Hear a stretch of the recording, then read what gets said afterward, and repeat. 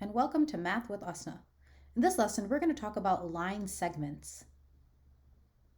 So we're going to introduce some postulates regarding line segments. We'll learn what they are, and then we'll do some examples. Now, before we actually get into our lesson, let's talk about the difference between a theorem and a postulate. Now, you're going to be hearing this a lot, that this is a theorem or this is a postulate. What's the difference between the two of them? Well, a theorem is a statement that has to be proven. So in order to use it, it must have a proof. Somebody sat down and proved why that theorem is true. A postulate is a statement that's just sort of accepted. We don't necessarily need a proof. That doesn't mean that there isn't one, but we're allowed to use postulates without proofs. We have two postulates today. The first is called the Ruler Postulate. It says if A and B are points on a number line, we can find the length of the segment connecting them by subtracting their coordinates and taking the absolute value. So think about a number line. This is, let's say, 5, and this is 10. How would I find this distance? Well, I could just subtract. That's what the Ruler Postulate is saying. The Segment Addition Postulate, if A is a point on CD, then CA plus AD equals CD. Now, this is a lot easier to understand if you can see a picture. So A is on line segment CD.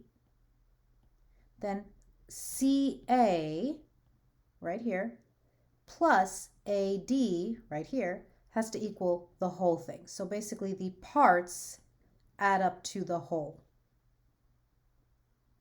Let's do an example. A is equal to 16 and B is equal to 30. We want to use the Ruler Postulate to solve for AB. So I'm going to say that this is 0, this is 16, and this is 30. So A is at 16 and B is at 30.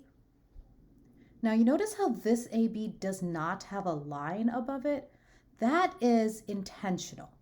AB with the line above it is talking about the name of that segment. AB without the line above it is talking about the length. So geometry is really particular in terms of notation. So if you ever see AB without a line above it, that means we're solving for the length. So in order to find this length, what I'm going to do is take 30 and subtract 16.